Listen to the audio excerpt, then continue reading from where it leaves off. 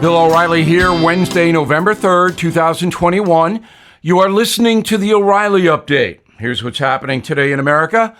The progressive left embarrassed in yesterday's election. Republicans win the governorships of Virginia and perhaps in deep blue New Jersey. The police win big in Minneapolis. The socialist running for mayor in Buffalo is waxed. Now, I'll explain the importance of it all in the message of the day. But first, voters in Virginia rejecting Terry McAuliffe, Glenn Youngkin beating McAuliffe 51-49. Joe Biden carried the Commonwealth by double digits exactly 1 year ago. The last time a Republican won the governorship in Virginia, 2009. It's a toss-up in Jersey, and they are having trouble counting the votes there.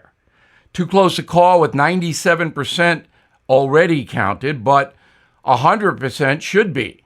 Republican Jack Ciattarelli holds a slight lead over incumbent Phil Murphy, only about 1,500 votes right now. Minneapolis choosing to save the police department, 56% opting to keep the cops instead of replacing them with a Department of Public Safety, which would be a safety disaster.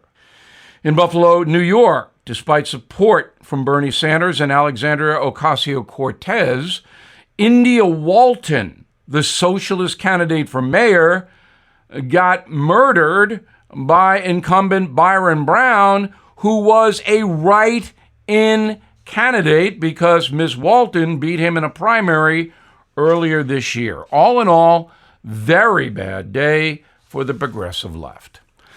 A key board at the CDC endorsing COVID shots for kids between the ages of 5 and 11. The decision means 28 million children will be eligible for the vax as early as this coming weekend. The approval only applies to Pfizer. Clinical trials from Moderna and J&J are still being tested. Polls show parents split on whether to allow their urchins to get the vaccine. A report from the University of California at San Francisco says the average child stares at a digital device, ready, 8 hours a day.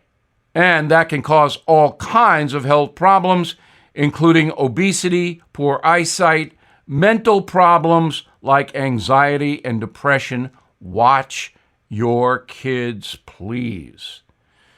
In a moment, I will analyze yesterday's debacle for the far left. Right back. The Tunnel to Towers Foundation honoring America's heroes and their families with 200 mortgage-free homes this year. Amazing. In a moving tribute to the fallen, the foundation's chairman and CEO walked from the Pentagon to Shanksville, Pennsylvania, then on to Ground Zero, more than 500 miles through 6 states in 42 days. Thanks to your support, the foundation brought Towers of Light back to the Pentagon and Shanksville memorials in remembrance. And in a first for America, the foundation read aloud the names of those who lost their lives to 9/11-related illness. On Veterans Day, another first will arrive. The foundation is reading aloud the names of people lost in the War on Terror. So please do some good and help America never forget. Donate $11 a month to Tunnel to Towers at T2T.org. That's T, the number 2, T.org. Great cause. Time now for the O'Reilly Update message of the day. Progressives and President Biden humiliated at the polls yesterday. 2 primary reasons. Number 1. The far left despises America in general, and Joe Biden is their puppet. It's obvious in everything from socialistic economics to critical race theory. Now, most Americans love their country and do not want radical change. They do not believe whites are brutalizing blacks. They do not believe police in general are evil. The left itself constantly disrespects traditional Americans, like me, I am insulted when a person on the left calls me a racist just because I have white skin. And then the president, Joe Biden, goes out and says American society is, quote, systemically racist. That is insulting. And a lot of people absorb that. They may not be able to articulate it as far as I just did, but they don't like it. Second reason the progressives lost big yesterday. Joe Biden's terrible policies are now in your house. You are paying more for the essentials of life. And of course, so am I. But this is about you, the voter. And Mr. Biden has no solutions to the incredible danger coming from the southern border. The open border policy is a disaster for every single American. And now we have supply chain problems. Why weren't these anticipated?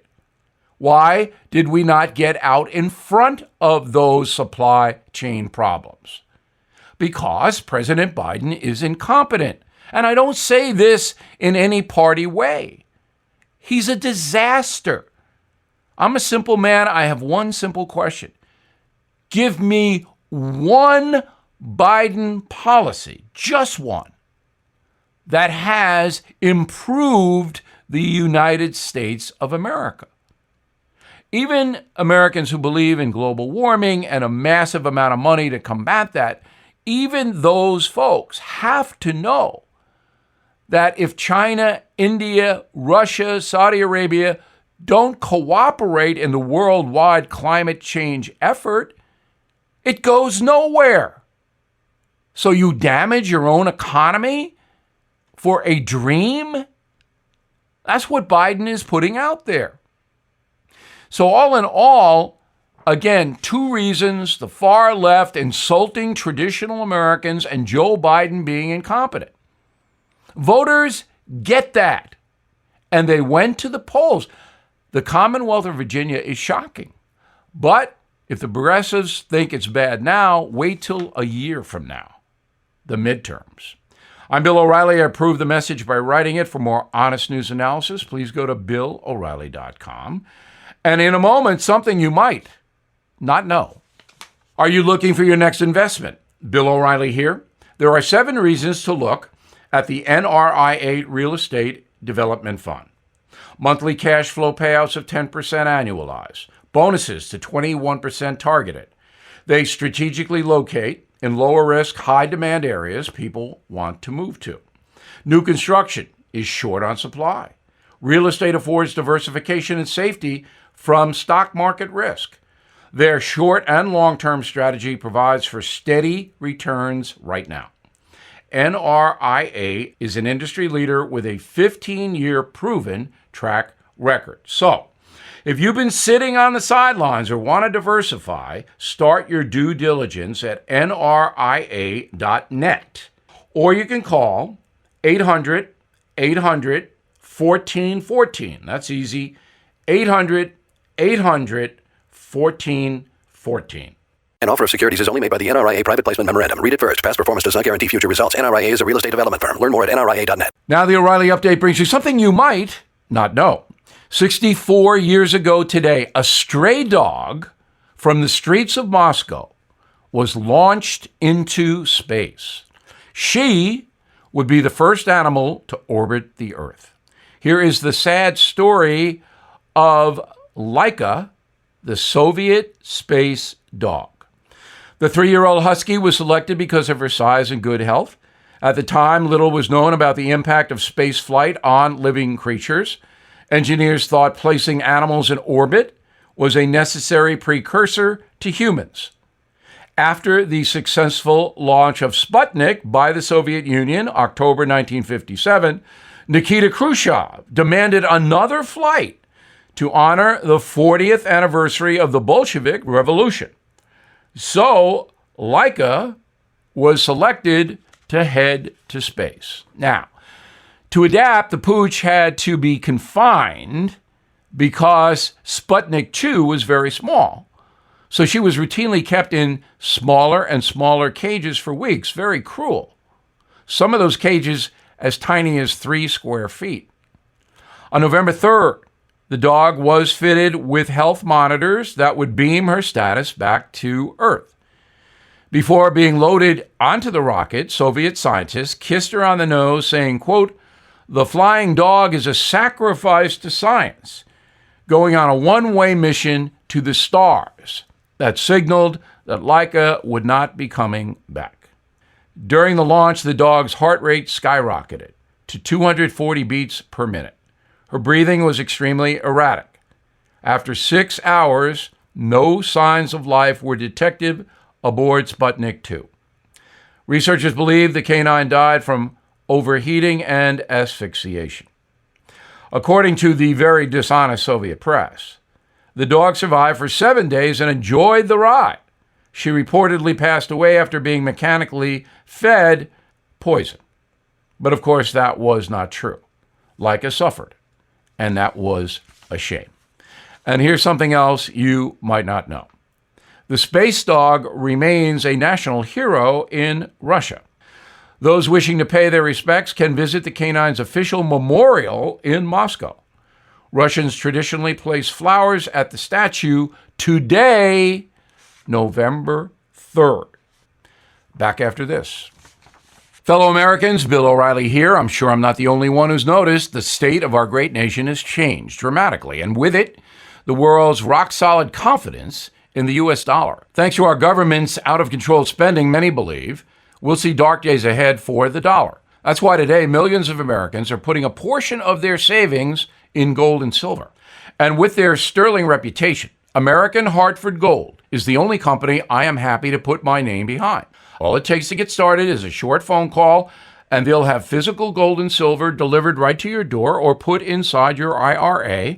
Plus, tell them Bill O'Reilly sent you, and they'll give you up to $1,500 of free silver on your first order. Call 877-444-GOLD-GOLD. 877-444-GOLD, or text GOLD to 65532. That's 877-444-GOLD-GOLD, or text GOLD to 65532. Thank you for listening to the O'Reilly Update. I am Bill O'Reilly. No spin, just facts, and always looking out for you.